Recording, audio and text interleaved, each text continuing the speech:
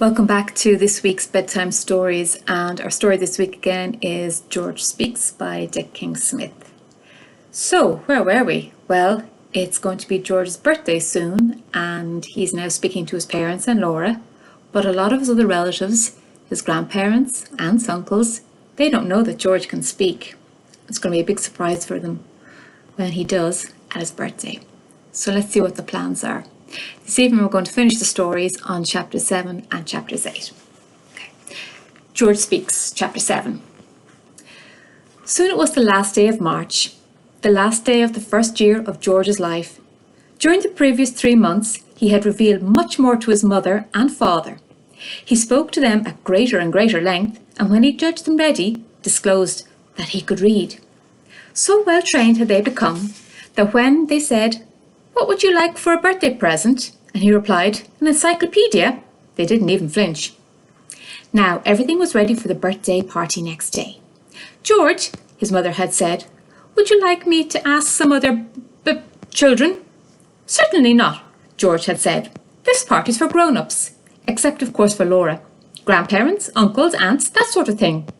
I shall want to say a few words to them, and they can have a slice of cake, and no doubt they will expect endless cups of tea. What would you like to drink, George?" "Anything except milk." "Just think," said Laura that evening when she came to say goodnight to George.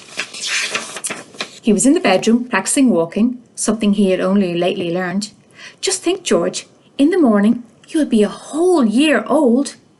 "I shall feel my age," said George. "It's been a long time, but things should improve now that I found my feet. By the way, did you get me the present that I asked for?" "Yes," said Laura. "A notepad and some felt pens, like you said. Though I should have thought that you'd have liked a surprise." I shall get enough surprises tomorrow from the relations, you'll find," said George somewhat sourly. "Rattles, cuddly toys, books with pictures of cats and dogs. At least your presents will soon be very useful to me." Laura lay awake a long time that night, thinking about her baby brother. Not that you can call him a baby, she thought. Or ever could, really. I mean, he looks like one, but he's never been a baby. There's never been a baby as clever as George is. How much he had helped her. No one else in her class knew all their tables right up to 12 times, like she did. No one else could add and subtract and share like she could. And certainly no one was as good at general knowledge. Why, she knew how many legs a spider had, and what was the capital of France, and who wrote the Jungle Book, and who won the Battle of Hastings, and dozens of other things, all because George had told her. She remembered the dream she had had when he was very small. Golly, wouldn't the headmaster be amazed at George now? When she woke next morning, she couldn't think just for a second. Why, she felt excited. Then it came to her. It was the 1st of April. It was George's birthday. At that moment, she heard her mother's voice calling her urgently. Laura put on her dressing gown and ran to find both her parents bending over George's cot. "What's the matter?" she said. "George doesn't look well," said her mother in a worried voice. "He won't speak," said her father. "We've called him, but he doesn't answer." Laura looked into the cot. George was lying quite still, with his eyes shut. He was blowing very quickly and noisily through his mouth. Then suddenly he seemed to stop breathing, and his mouth closed, and his face began to go red. "Oh, George!" cried Laura. "Whatever's the matter? Speak to me, George! Please say something!" All at once, George opened his eyes and his mouth and let out a breath that he'd been holding and burst out laughing. "Do you know what you lot are?" he said at last. "What?" they said. "April Fools," said George happily. Chapter 8. George swallowed the last mouthful of scrambled egg and gave a loud burp. Burp. He smiled at his sister. "Do you remember, Laura," he said, "when you used to hold me over your shoulder and pat me on the back to bring up wind?" Laura nodded. "So much pleasanter," said George, "when one can do these things for oneself." "Have you had enough tea, George?" said his mother. "Thank you, yes. An excellent breakfast, Mummy," said George. "You are to be congratulated." He turned in his high chair. "Daddy," he said. "Could I borrow your daily newspaper for a moment?" "Of course you can," said his dazed father. Reading the paper, he thought, on his first birthday. "Come to think of it," said George, "it would be simpler if you could find the place for me and read it to me. I find newspapers difficult to handle."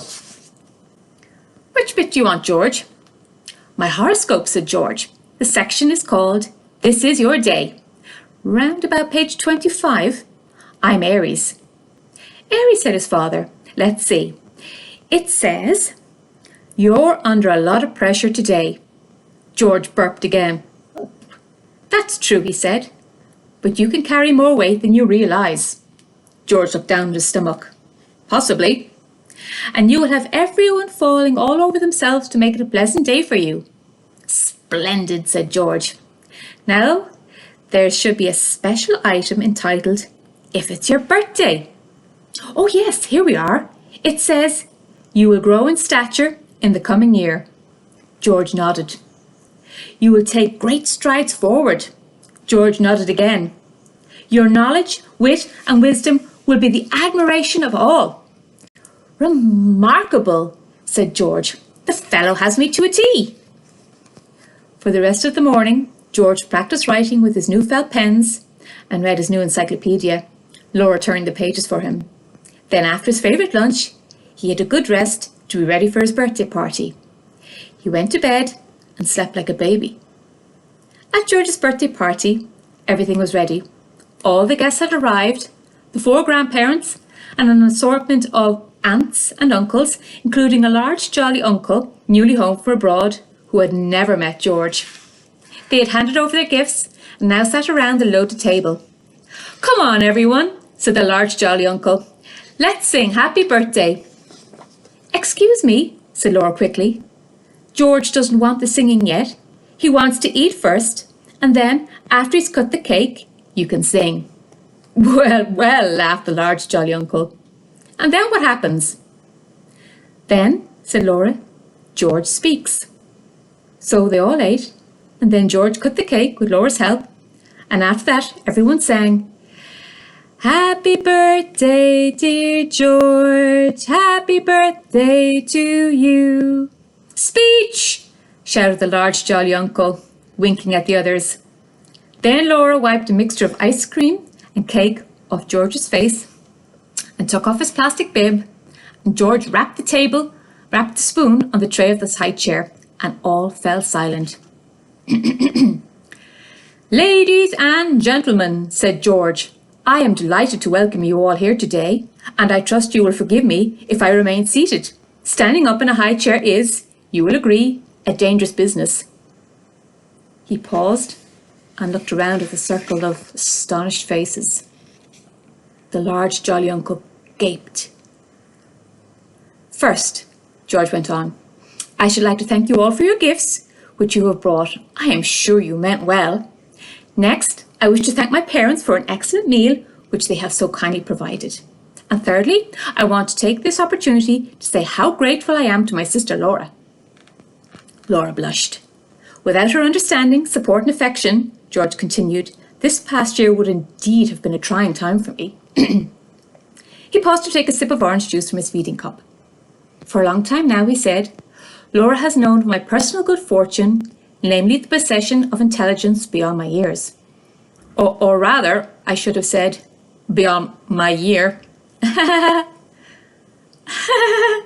said several voices nervously.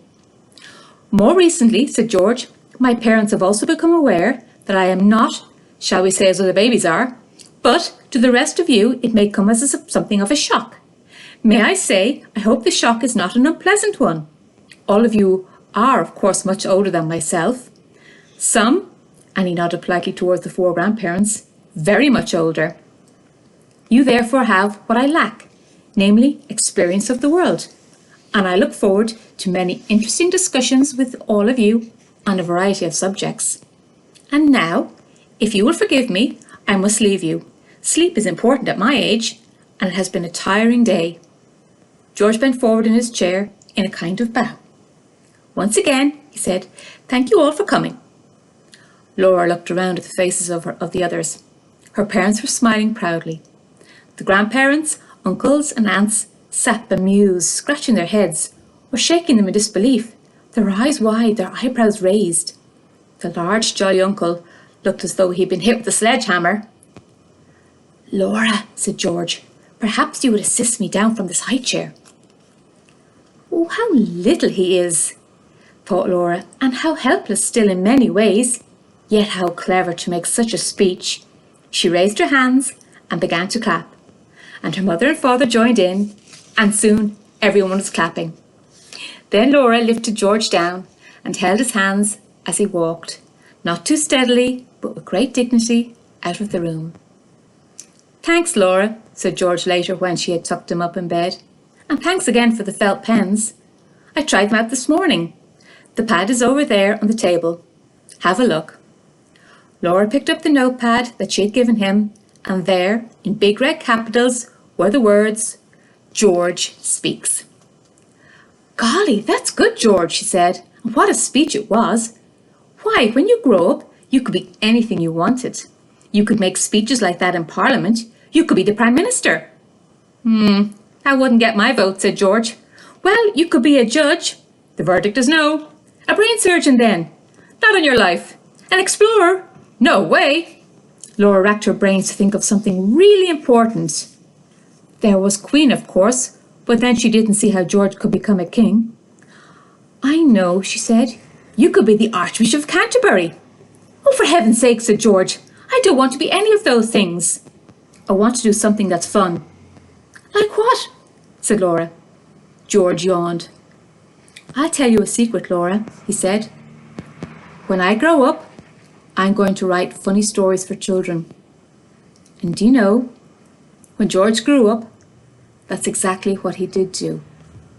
Would you believe it? And that's it. So thanks very much, folks, for staying with me for the week for the story time.